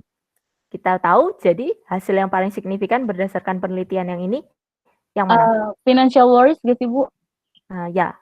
Yang paling besar ya, 64 ya, di mana ternyata kalau secara finansial itu paling berpengaruh ya, ketakutan kurang secara finansial ya. Yang paling kecil apa, Mbak? Yang paling mungkin tidak signifikan? Kayak masalah kesehatan, Bu. Oke, tadi ya kayak contohnya kurang tidur itu biasanya agak diabaikan dibandingkan dengan kalau kita kurang uang sama kurang tidur itu biasanya lebih masalah kalau kurang uang ya kayaknya. Benar. Terima kasih. Mbak Hauriah, nama sama NIM-nya ya di chat. Terima kasih. Oke. Nah, biar teman-teman nggak ngantuk sih, kalau saya mulu biasanya pasti bosen. Oke, kita lanjut dulu. Nah, ini ada lagi nih teman-teman. Ada yang bisa bantu saya untuk menjelaskan dari gambar berikut. Ini kebetulan ada presentasenya nih. Nah, coba dijelaskan ke teman-teman. Ada yang ingin membantu saya menjelaskan gambar ini tentang apa sih gitu. Silakan. Most common sources of stress. Hampir sama juga. Ini ya, sumber dari stres ya. Sumber secara umum dari stres. Sumber umum stres. Nah, itu. Nah, ini ada beberapa poin, ada 5. Silahkan, ada yang bisa membantu saya untuk menjelaskan mungkin. Silahkan. Nah, ini aja baca aja nggak apa-apa kayak Mbak Horia tadi. Jadi baca sama pemahaman boleh silahkan di-combine. Atau mungkin baca aja kalau misalkan agak bingung gitu nggak apa-apa. Silahkan, ada lagi selain Mbak Hoiriah atau mungkin Mbak Hoiriah lagi juga boleh sih sebenarnya. Silahkan, ada lagi yang teman-teman yang lain? Ibu habis mau coba. Ya, silahkan Mbak. Jadi di gambar itu kan mengatakan of stress itu yang dimana deretan paling umum kategori Kayak agak gema ya Mbak suaranya. Suaranya agak bergema ya. Sebentar Bu, pakai Mungkin bisa pindah area atau apa namanya? Ya, mungkin biar nggak terlalu ini apa lebih jelas mungkin. Halo, halo Ya. Ibu. Ya. Oke. Lebih mending nggak? Ini kalau menurut saya Bu, maaf kalau salah. Nggak apa-apa. Ini kan coba dulu. Ini ada 5. Common, ya. Itu deretan paling umum, maksudnya kayak kategori paling umum apa? Penyebab stres. Penyebab stres itu. Iya, itu yang pertama ada Future of Nation itu ada 63%, yang kedua ada keuangan ada 62%, terus ada pekerjaan 61%, terus ada foreign political itu kayak politik climate gitu. Kondisi politik. Iya, itu ada 57%, sama violence and crime-nya itu ada 51%. Menurut saya sih gitu Bu. Yang paling signifikan apa Mbak berarti? The future of our nation Bu. 63 ya berarti. Iya. Oke, yang paling kecil? Yang paling kecil itu ada violence and crime. Oke, terima kasih Mbak. Jadi silakan ya Mbak nama sama NIM-nya ya. Oke, terima kasih nih tadi udah dijelasin sama Mbak Nanda. Jadi ya Mbak Prameswari Nanda ya kalau nggak salah ya. Iya, ya kan, bener kan ya? Soalnya apal dari suaranya sih kadang saya. Ini apa namanya? Bener dari apa penjelasan dari Mbak Prameswari Nanda tadi kan dijelaskan di sana future of our nation. Kebetulan di sini ditelitinya di Amerika ya. Di sini mereka ragu sama masa depan dari ini ya, apa namanya? Negaranya seperti apa gitu. Tapi ini kebetulan di 2017 ya. Di sini ada sumbernya ya, teman-teman. Di 2017 ternyata mereka ragu sama ini apa masa depan dari bangsanya, mereka aja punya presentase yang tinggi ya.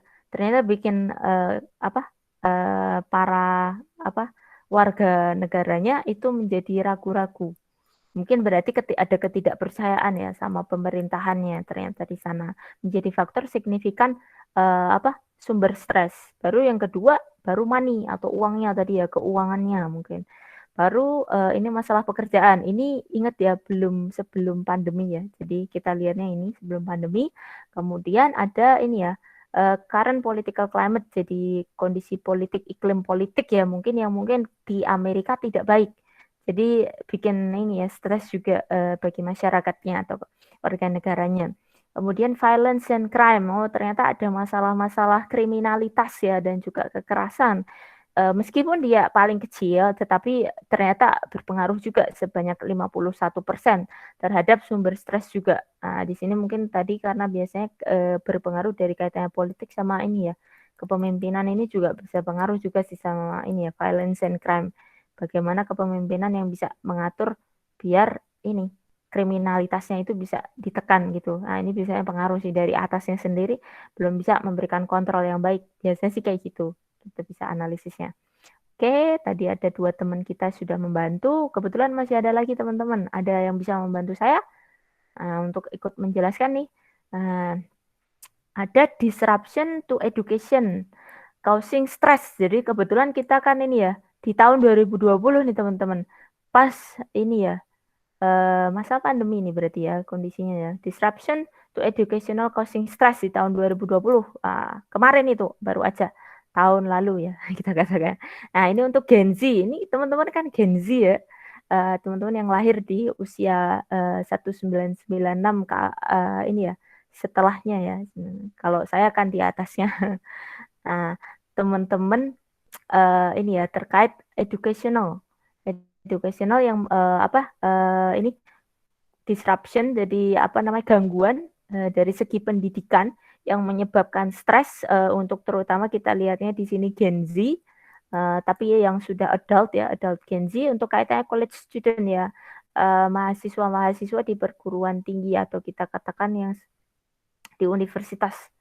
Nah, ini ada beberapa presentase, ada beberapa pie chart, ada yang bisa membantu saya menjelaskan untuk masing-masingnya?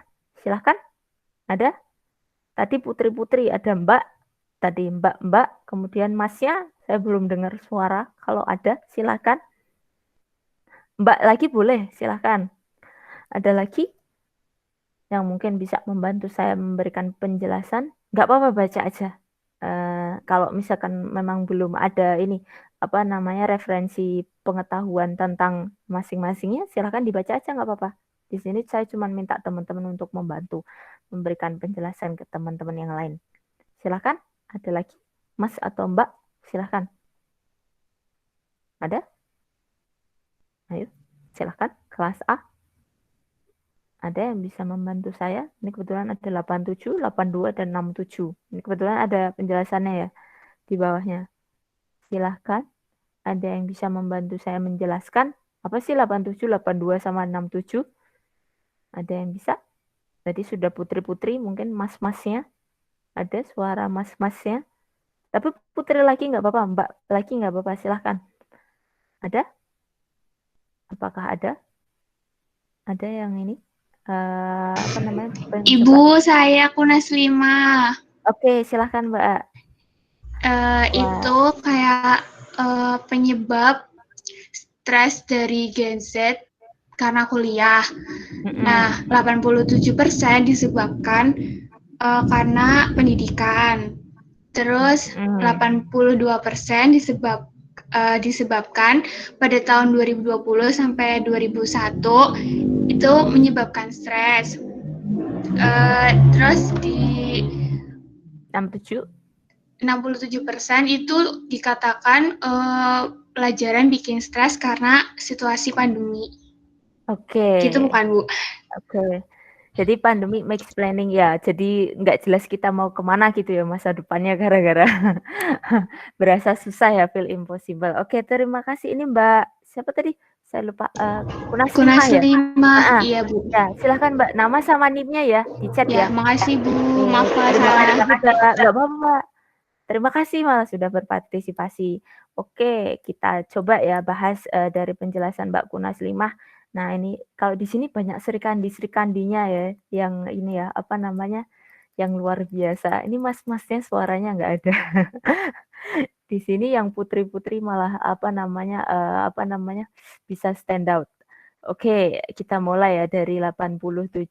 Di sini sesuai tadi ya penjelasan dari Mbak Kunas 5. Di sini say their education is significant source of stress. Jadi di sini ternyata penelitian ini kebetulan ketika masa pandemi teman-teman. Jadi menurut Gen Z, menurut teman-teman Gen Z, ini bahwa ini ya teman-teman yang kelahiran ini ya 1996 ya dan seterusnya, bukan yang ke atas tetapi yang ke bawah ya. Nah itu biasanya mereka kalau secara angka lebih banyak ya 97, 98 dan sebagainya ya maksud saya yang lebih muda, makin lebih muda. Nah itu biasanya mereka menganggap karena kondisi pandemi, education atau pendidikan ini adalah significant source. Jadi sumber utama ya dari stres. Karena kita tahu sendiri ya teman-teman harus pakai daring, harus online, nggak bisa di kelas, nggak bisa tanya langsung ataupun ketemu dosen, nggak ketemu temen. Nah, disinilah ternyata 87% sumber tertinggi dari stresnya tadi ya, signifikan ya di sini. Kemudian di tengah kita dapat 82%. Say uncertainty about what 2020 to 2021 school year will be like causes them to stress. Jadi ada ketidakpastian ya mungkin teman-teman ketika di ini ya tahun pelajaran 2020 sampai 2021 terlebih di masa pandemi ini ya ada ketidakjelasan ini pembelajarannya mau gimana gitu ya, karena kita masih daring dan ada planning memang kemarin ya teman-teman pasti mendengar ya di 2021 kita mau ada luring, tapi ternyata kondisi malah mohon maaf ya kita tahu sendiri kondisinya bukan makin baik tetapi malah tambah kurang baik ya, makin memburuk ya jadinya, bisa meningkatkan stres sampai, bisa kita katakan 82%.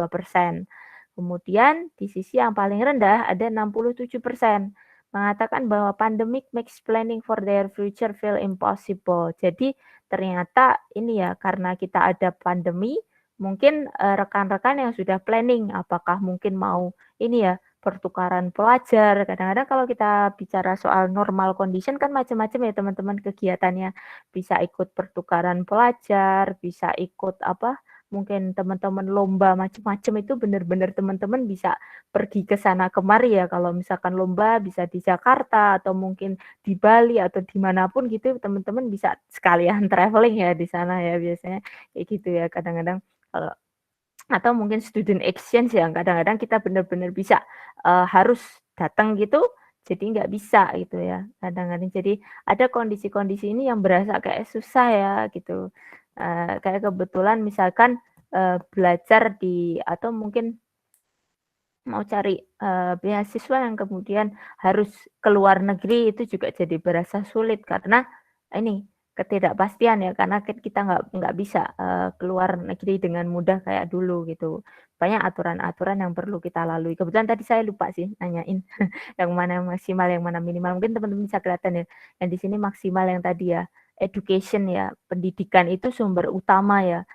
Stresnya, kemudian yang ini ya 67% yang paling rendah mengatakan bahwa ini ya, perencanaan untuk nanti misalkan future ya masa depan kita, terlebih lagi ini future ini biasanya teman-teman yang sudah tugas akhir ya, biasanya kan mereka planning untuk bekerja juga. Biasanya sudah tugas akhir, planning mau cari pekerjaan. Nah, kalau kondisinya tidak pasti, itu kan mereka juga agak kesulitan. Meskipun lulus atau sudah wisudanya aja wisuda daring ya. Nah, gitu. Mereka nanti pekerjaannya juga ya ada, tapi mungkin tidak sebanyak seperti ketika kondisi normal gitu. Oke, ada lagi nih teman-teman. Ada yang bisa membantu saya menjelaskan di sini parental sources of stress. Jadi sumber stres tetapi dari sisi orang tua as a result of the coronavirus pandemic sebagai hasil dari pandemi coronavirus. Tapi dari sisi ini ya stresnya orang tua sih para parents ya orang tua ya yang nanti mungkin berkaitan dengan kondisi pandemi ini. Jadi hasilnya itu kenapa sih? Nah di sini kan ada beberapa ya. Ada 9. Nah, mungkin agak banyak nih dibandingkan teman-teman yang lain tadi, yang sebelumnya. Mungkin ada dari rekan-rekan yang bisa membantu menjelaskan? Silahkan. Apakah ada mungkin dari rekan-rekan? Bisa ada beberapa sih tadi ya. Silahkan. Apakah ada yang bisa membantu? Tadi sudah ada 3 Sri Kandi Putri yang membantu. Ada lagi mungkin mas-masnya atau putri lagi juga nggak apa-apa. Silahkan tadi. Apakah ada?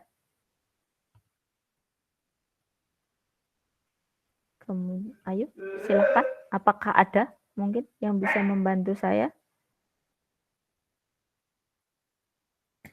Nggak ada suaranya nih. Masih ada juga beberapa. Oh, ada 2 lagi. Silahkan. Ada yang mau coba? Masih ada untuk bisa membantu saya menjelaskan? Krik-krik. Udah ada 3 tadi. Ada lagi? Mas-masnya mungkin? Mana suara mas-masnya mungkin? Mbak lagi nggak apa-apa sebenarnya. Silahkan. Masa putri-putri semua ya? Yang mas-masnya di mana ini? Ayo, silahkan. Ada? Ada yang bisa membantu saya menjelaskan? Bu Iria lagi boleh gak, Bu? Boleh? Boleh banget. Boleh banget, Mbak. Ada yang ini. Iya, boleh banget. Lagi dapat 2 kali berarti. Oke. Silahkan, Mbak. Jadi Silakan. itu apa sih sumber stres orang tua semenjak ada coronavirus gitu kan, Bu? Ada banyak ya Mbak ini agak 9. Iya, Bu, ada banyak banget. Yang pertama tuh family member getting coronavirus. Jadi seseorang yang ada di dalam keluarga itu kena virus corona. Tuh. Dia Terus takut ya? ya itu bener-bener takut banget karena kan kita satu rumah gitu Bu, takutnya kayak kena satu kayak efek domino, jadi kena satu kena semua Oke, gitu. betul. Terus yang kedua itu Oke. ada tanggapan pemerintah. Untuk pemerintahnya Hmm. sendiri itu tanggapan ke virus coronanya Kayak apa ya? Masih meragukan mungkin ya? masih meragukan gitu Bu. Terus juga pemerintah kan nggak nggak cuma fokus ke corona aja, tapi juga fokus ke hal yang lain juga gitu kan Bu. Terus Bisa. rutinitas terganggu, menyelesaikan dengan rutinitas baru. Jadi Rutinitas rutinitas baru. kita tuh yang biasanya keluar rumah, yang biasanya kita ngerjain Sekolah, di rumah, apa sekolah gitu. kuliah apa kuliah juga ya, sekolah juga ya. Ya terus sekarang jadi Terus di rumah. online gitu di rumah. Ya. Ya itu. Terus juga ada tertular virus corona. Itu Oke. juga merupakan ketakutan tersendiri kayak kita aduh ke apa kita kena nggak ya gitu. Saya kena nggak ya gitu kan jadi stres sendiri gitu, Bu. Terus juga Kemudian, mengelola pembelajaran jarak jauh atau online untuk anak-anaknya.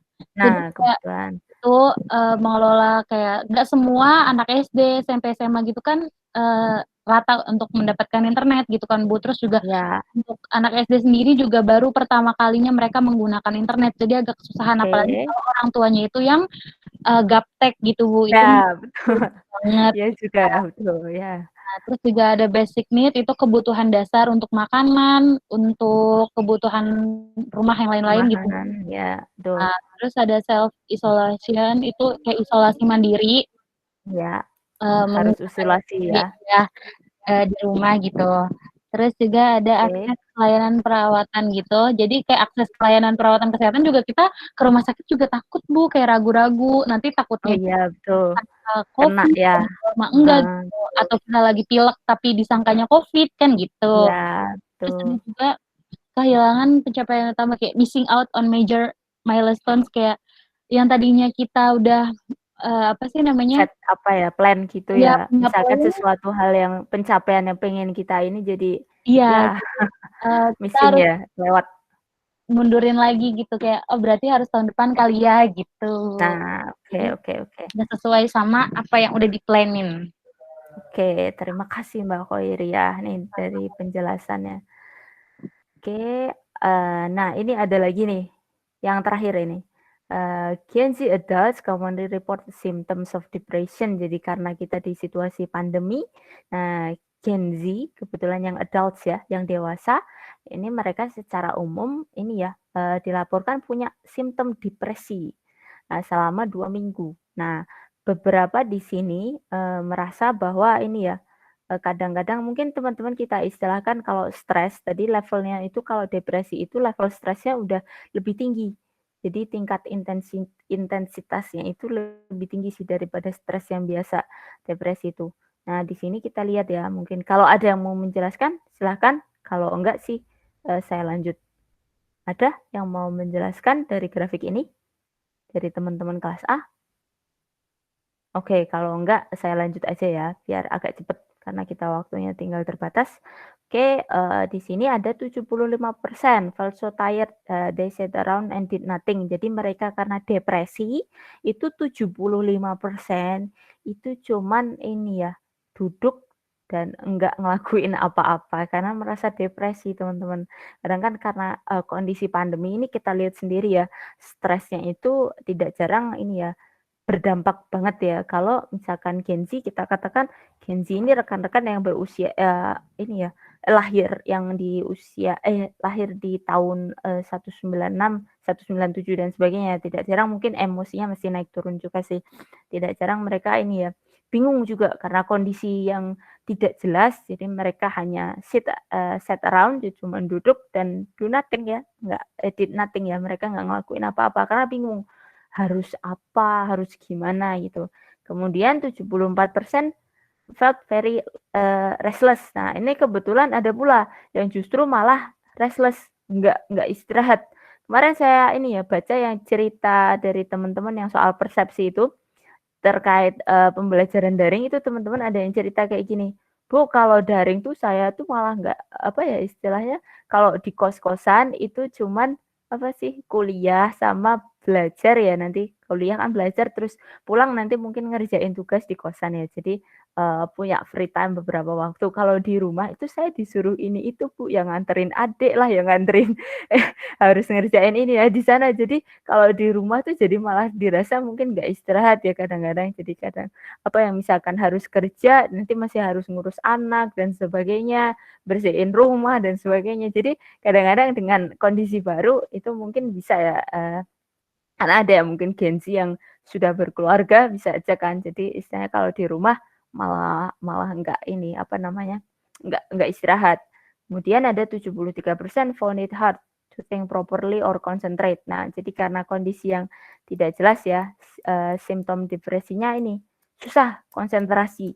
Ini dia depresi, ngerasa ini harus gimana gitu. Jadi susah nih ini mau menentukan langkah untuk fokus tuh gimana gitu. Kemudian ada 73% yang ngerasa ini ya, felt lonely, kesepian. Ada yang merasa kesepian, bahwa dia bingung nih, kalau biasanya normalnya teman-teman ini ya, apalagi Gen Z. Gen Z pasti pengennya hangout ya, masih muda, masih pengen hangout sama teman-teman, masih bisa pengen keluar ya, mungkin traveling sama teman-teman gitu. Ternyata kita karena situasi pandemi harus di rumah atau mungkin harus social distancing dan sebagainya ya, berbagai langkah precaution atau langkah-langkah yang kita perlu mencegah ya, pencegahan untuk terjadinya penularan dan sebagainya gitu. Kemudian 71% felt miserable or unhappy. Jadi ada yang ngerasa ini ya, nggak happy atau miserable ini ngerasa buruk ya, bahwa kalau misalkan normalnya mungkin kita lihat aja kemarin, New Year End ya, tahun baru biasanya, pada happy-happy ya, tahun baruan gitu ya. Kemarin sebenarnya sama aja ya kayaknya, kalau di saya juga tetap aja rame sih kayaknya, suaranya itu tetap aja nyampe gitu. Kalau misalkan mungkin, kondisi normal teman-teman bisa ini ya, tahun baru itu bisa happy-happy kumpul bareng teman-teman gitu ya. Kalau di kayak gini kan kondisi pandemi, ya tentunya feel miserable ya, ngerasa nggak enak banget gitu ya, unhappy ya, nggak happy gitu. Oke, masih saya lanjutkan di sini ada beberapa konsep, dalam kaitannya stres di tempat kerja. Ini ada challenge stresor, jadi tantangan sumber stres ya. Stresor terkait beban kerja, ada tekanan menyelesaikan tugas, ini tadi yang Mbak Khoiriah ya tadi disampaikan bahwa ada nih tekanan untuk menyelesaikan tugas, urgensi waktu ya, kemudian hambatan sumber stres. Nah, di sini ada stresor yang menghalangi pencapaian tujuan, misalkan ada birokrasi, ada aturan-aturan politik di kantor yang tidak jarang ini ya, bikin stres juga. Jadi kita harus ngikutin aturannya. Kemudian tuntutan, demand ya, tanggung jawab. Di sini tekanan kewajiban bahkan ketidakpastian di tempat kerja. Nah, di sini ada ya kadang-kadang tuntutan-tuntutan pekerjaan macam-macam. Mungkin kalau teman-teman bicara soal kampus ini ya tugasnya Bu macam-macam gitu ya. Justru kalau pandemi itu malah tugasnya banyak dibandingkan kalau misalkan normal kan biasanya teman-teman cuman interaksi aja langsung, nggak harus ada tugas kan. Jadi ini jadi malah dialihkan ke tugas karena kondisi daring gitu. Kemudian sumber daya resource faktor, dalam kendali individu yang dapat digunakan untuk menyelesaikan tuntutan ya di sini. Jadi tidak jarang resource ini kemampuan ya, baik itu bisa, fisik mungkin ataupun apapun sumber daya yang bisa, dibantu untuk menyelesaikan pencapaian. Allostatis di sini bekerja mengubah perilaku dan sikap untuk menemukan stabilitas ya di sini. Jadi usaha sih di sini, tidak jarang kalau allostatis tuh bagaimana dia ini mengubah perilaku atau sikapnya agar stabil ya, gitu. Kemudian, dalam kaitan stres di tempat kerja ada sumber potensial stres di tempat kerja. Ada faktor lingkungan ini nanti kita kaitkan dengan ekonomi, politik, dan juga teknologi. Nah, kaitannya untuk, ekonomi di sini ketika ekonomi menyusut mungkin ini ya kondisi pandemi, di sini ekonominya tidak stabil. Nah, di sini cari pekerjaan juga susah ya mungkin ya. Jadi orang semakin cemas terkait keamanan pekerjaan. Apakah mungkin yang kaitannya biasanya ada PHK ya, pemutusan hubungan kerja karena mungkin bisnis suatu perusahaan tempatnya bekerja tidak berjalan optimal. Nah, di sana kemudian situasi ketidakpastian politik. Nah, di sini mungkin ada ya kondisi politik yang sedang memanas atau tidak stabil, ini juga bisa berpengaruh. Kemudian ada perubahan teknologi, inovasi. Nah, tidak jarang lingkungan ya, misalkan di perusahaan atau kita katakan di kampus, dikenalkan dengan cara baru ya. Mungkin teman-teman kan ini ya, kemarin kalau misalkan normal itu kan pakai luring. Nah, teman-teman harus dihadapkan dengan kondisi daring, di mana kuliah itu enggak hanya di kelas, tapi kita harus menggunakan entah itu internet, kemudian harus ada laptop atau mungkin ini ya smartphone untuk membantu kita tetap bisa berinteraksi gitu. Tidak jarang mungkin rekan-rekan yang tidak maksudnya harus berusaha ya. Kalau teman-teman pasti harus berusaha beradaptasi ya mau nggak mau ya. Apalagi teman-teman pasti sudah familiar ya. Beda dengan mungkin ini generasi-generasi orang yang ini ya lebih tua gitu, yang mereka belum begitu familiar sama teknologi. Yang biasanya mereka pertemuan misalkan rapat face to face harus pakai teknologi, padahal mereka tidak familiar, nah itu kan lebih sulit lagi. Kemudian faktor organisasi. Nah, di sini tekanan untuk menghindari kesalahan ya. Nah, di sini kalau biasanya ada tekanan dari atasan yang nuntut macam-macam, nanti dan tidak peka. Kemudian kalau faktor pribadi di sini mungkin kaitannya masalah keluarga atau masalah ekonomi pribadi yang berpengaruh. Kemudian di sini kaitannya stres di tempat kerja ini ada perbedaan individu dan budaya. Kalau individu kaitannya biasanya persepsi teman-teman, pengalaman kerja, kemudian dukungan sosial dan ciri kepribadian. Kalau budaya di sini kita tahu sendiri ya, kalau budaya mungkin ya negara-negara yang dengan budaya yang berbeda, jangan kayak Amerika. Nah, itu tentu berbeda ya dengan mungkin yang kayak kita negara-negara Asia, biasanya berbeda ya kalau stresnya ya. Kalau mereka, kalau Amerika itu kan liberalis ya, lebih kepada keuntungannya individualistis mereka ya. Kalau kita orang Asia, ya namanya bekerja itu ya ikhlas, membantu keluarga misalkan, ada konsep-konsep gitu yang berbeda. Kemudian konsekuensi stres di tempat kerja, di sini ada gejala, ini ya, umum ya, kalau stres itu ya. Pertama, gejala fisiologis, ini fisik ya teman-teman, kayak mungkin ada perubahan metabolisme, detak jantung, mungkin bisa juga ini ya, kelelahan, kehilangan nafsu makan, sakit-sakit, bisa sakit punggung, sakit kepala, karena kebetulan kalau misalkan kita kadang-kadang kalau luring, kelas luring itu kan kita bisa macam-macam jalan-jalan ya, nggak harus di depan layar terus. Nah, gitu. Kadang-kadang kita harus matanya ini ya mungkin ketegangan mata karena kita harus berhadapan sama layar terus karena kelasnya daring misalkan atau mungkin kerjanya work from home. Kemudian gejala psikologis di sini mungkin bisa ini ya, kecemasan, cepat marah, kebosanan. Nah, kebosanan ini yang sering ya teman-teman mungkin ya. Udah bosen Bu, kemarin ya cerita dari teman-teman yang review itu ya, udah bosen sama daring gitu ya. Aduh, kadang-kadang juga sulit juga sih sebenarnya. Karena kondisi ya, kita terhambat kondisi, kemudian gejala perilaku.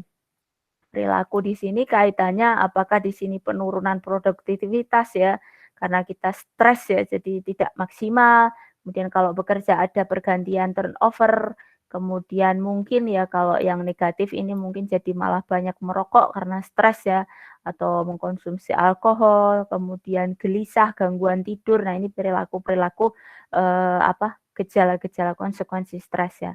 Kemudian bagaimana mengelola stres? Nah, di sini ada beberapa langkah pendekatan individu. Di sini kalau individu ini bisa ya dengan ini ya manajemen waktu, latihan fisik, teknik relaksasi atau jaringan dukungan sosial. Kemudian untuk organisasi bisa juga melalui ini ya kita mengontrol dari tuntutan tugas sama kejelasan peran di sini. Jadi mungkin nanti ada ini ya penempatan kerja karyawan itu juga diperjelas, kemudian ada pelatihan kalau misalkan karyawan belum paham, penetapan tujuan, penandatanganan ulang pekerjaan, penentuan pekerjaan yang lebih jelas, peningkatan komunikasi, kemudian keterlibatan karyawan, kemudian ada cuti karyawan agar memberikan kesempatan untuk berelaksasi ya, kalau misalkan WFH sih sama aja kan di rumah juga. Kemudian ada program kesehatan. Nah, di sini program kesehatan di sini adalah program yang didukung oleh organisasi untuk membantu kalau misalkan ada ini ya permasalahan kondisi fisik dan juga mental dari karyawan gitu. Nah, di sini ada gambarnya stress management method. Ini kebetulan ada yang ya Allah, bisa membantu saya? Mau ada yang menjelaskan lagi? Masih ada lagi nih. Aduh ya Allah. Ini saya perbesar dulu. Nah, di sini ada yang bisa membantu saya? Mau ngejelasin lagi stress management method berdasarkan gender nih. Teman-teman bisa lihat ada beberapa. Nah, ini saya perkecil dulu biar kelihatan semua. Nah, di sini ada yang bisa membantu saya menjelaskan? Yang lain? Ada? Atau langsung aja? Oke, karena waktunya tinggal mepet ya, saya jelasin aja deh. Jadi di sini ada beberapa ya metode-metode yang teman-teman bisa gunakan nih stress management. Kebetulan di sini ada beberapa presentasenya juga sih. Ini dari jadi bulan Agustus tapi masih 2007. Nah, ini ada beberapa langkah-langkah stress management atau mengelola stres ya. Ada bisa exercising atau walking. Nah, teman-teman bisa latihan olahraga, bisa jalan-jalan. Nah, ini kebetulan karena pandemi mungkin olahraga yang in-house ya. Jadi nggak nge-gym di luar mungkin. Jadi bisa lebih ke ini ya mungkin di lingkungan sendiri gitu juga bisa. Kemudian going online. Nah, ini online terus ya malah tiap hari ya. Ini karena sebelum pandemi ya. Ini malah sekarang going online terus tiap hari. Watching TV. Nah, teman-teman mungkin ini ya buat hiburan, mungkin bisa melihat tayangan-tayangan yang menghibur biar nggak terlalu stres gitu. Kemudian ini ya, spending time with friends or family. Kebetulan karena kita di rumah, mostly kita ngabisin waktu sama keluarga ya mungkin ya. Tapi teman-teman bisa kalau kangen sama teman yang lainnya mungkin bisa pakai chat atau platform apa yang helpful lah, yang bisa membantu kalian. Kemudian reading. Baca nih buku-buku mungkin teman-teman yang suka baca novel jadi bisa mengalokasikan waktunya ya buat banyak baca buku-buku atau novel buat hiburan itu. Atau mungkin teman-teman yang suka komik, nah itu bisa buat hiburan biar nggak terlalu stres ya. Kemudian praying. Nah, di sini berdoa, beribadah biar lebih adem, biar lebih tenang lah, maksudnya pemikirannya biar tidak terlalu stres. Nah, teman-teman bisa ya, kalau muslim biasanya ini ya, sholat, berdoa biar lebih tenang atau mungkin zikir ya. Jadi kaitannya ibadah bagaimana cara menghilangkan, mengurangi stres kita gitu, lebih tenang. Kita kembali kepada yang di atas gitu. Kemudian eating. Nah, di sini ini ya, kadang-kadang kalau stres itu malah makannya bisa jadi banyak ya gitu. Tapi ini ya, teman-teman juga mungkin perlu exercise tadi ya, kalau misalkan eating banyak gitu, makan banyak tapi juga tetap diimbangi ya olahraga biar nggak terlalu ini ya, banyak timbunan kalori gitu. Oke, di sini ringkasan dari pembelajaran kita bahwa perubahan merupakan bagian integral yang tidak bisa dihindarkan di dalam organisasi ya.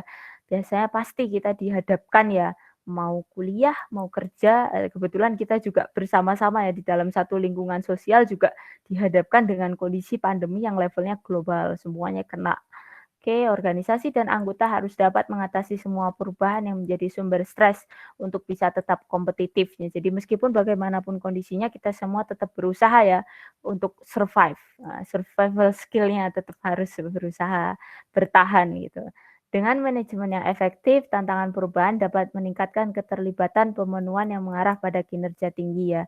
Jadi ada manajemennya ketika kita dihadapkan dengan stres, bagaimana kita bisa mengoptimalkan untuk bisa menghadapi stres. Kemudian organisasi dan manajer bisa membantu meringankan stres ya dengan di sini penyesuaian beban kerja atau menyediakan sumber daya untuk mengatasi stres untuk menghadapi kekhawatiran karyawan. Kemudian stres yang ekstrim ini biasanya diperlihatkan dengan kinerjanya menurun, kemudian ada ini turnover ya, kadang pergantian karyawan, kemudian ketidakhadiran. Nah, di sini keterlibatan menurun. Nah, ini perlu diwaspadai dari awal. Kita bisa lihat indikatornya, nanti harapannya kita bisa proaktif sebelum terjadinya. Nah, di sini mungkin saya kaitkan dengan kemarin ya, rencana kemarin, saya ingatkan kembali ya teman-teman untuk Jumat besok tanggal 15 Januari, silahkan ya pukul 9 sampai 11 diikuti acara webinar ini. Silahkan wajib hadir ya teman-teman karena nanti ini ya presensinya nanti saya dari saya aja nggak apa-apa. Tapi saya harapkan meskipun nanti presensi dari saya, keterlibatan ya rekan-rekan dari kelas A dan B, ini janjinya kepada yang di atas ya, yang kontrol bukan saya, nanti yang di atas ya. Sebenarnya nanti saya juga ikutkan nanti acaranya, jadi silahkan saya harapkan untuk hadir ya semuanya di webinar ini. Kemudian nggak ada ini ya, tenang aja nggak ada tugas makalah untuk yang di kelas saya A dan B nggak ada tugas makalah. Cuman ini aja ya teman-teman maling struktur ini ya nanti kebetulan saya ada masalah laptop ya. Jadi dari Jumat kemarin saya sebenarnya udah bikin strukturnya itu di dalam Word gitu kemarin. Kebetulan saya ada musibah kehilangan data semua satu laptop. Jadi mohon maaf ya kalau nanti saya rencanakan insya Allah semoga minggu ini saya bisa kejar. Nanti coba saya bikin lagi. Kebetulan kemarin rancangannya sudah saya bikin di Word, cuman kurang pertanyaannya. Jadi mohon maaf kalau agak kelewat gitu. Sampai ini belum sempat share. Saya kira seperti itu pembelajaran kita hari ini. Untuk presensinya coba ya saya cek lagi. Semoga aja sudah tidak ada yang bermasalah.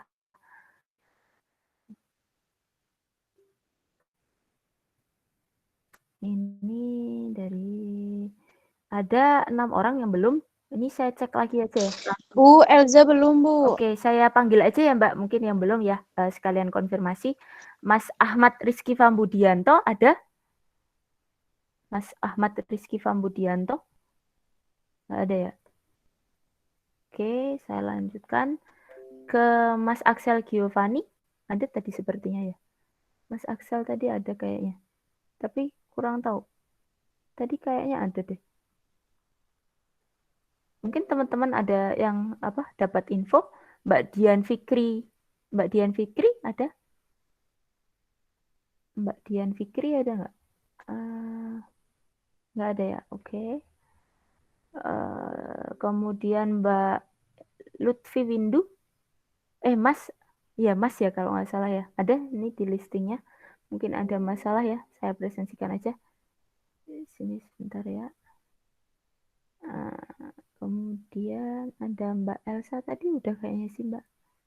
Di sini yang belum tinggal, ini Mbak Prameswari Nanda tadi ya. Sudah masuk. Hadir Bu saya, Bu. Terima kasih Mbak. Tadi Mbak Elsa tadi sebentar ya. Di presensi yang nomor belum. Mbak Elsa Puspitasari ya? Oke. Hadir Bu, ya. Oke. Berarti yang kurang tinggal ada beberapa aja tadi. Sebentar ya. Mohon maaf. Saya cek dulu. Tinggal 3 mahasiswa yang belum presensi. Ada Mas Ahmad Rizky Fambudianto, Mas Axel Giovanni, sama Mbak Dian Fikri. Untuk yang lainnya sudah masuk presensinya ya. Jadi seperti itu untuk perkuliahan kita hari ini. Terima kasih atensi dari teman-teman semua telah mengikuti perkuliahan kita hari ini. Apakah ada yang ditanyakan? Tidak ada ya, saya kira.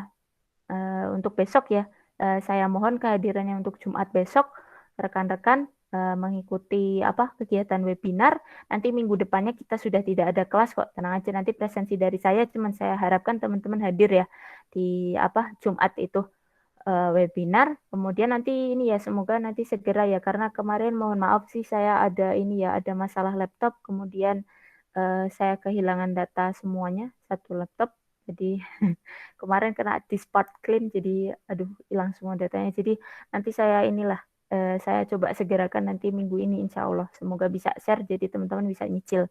Saya kira seperti itu ya dari saya. Saya ucapkan terima kasih banyak. Apabila saya pribadi ada kekurangan dalam penyampaian, mohon maaf. Wabillahi taufiq wal hidayah. Wassalamualaikum warahmatullahi wabarakatuh. Terima kasih. Waalaikumsalam warahmatullahi wabarakatuh. Waalaikumsalam warahmatullahi wabarakatuh. Terima kasih, Bu. Alhamdulillah. Terima kasih, Bu. Ya, sama-sama. Silakan ya kalau mau live. Terima kasih. Saya hentikan record.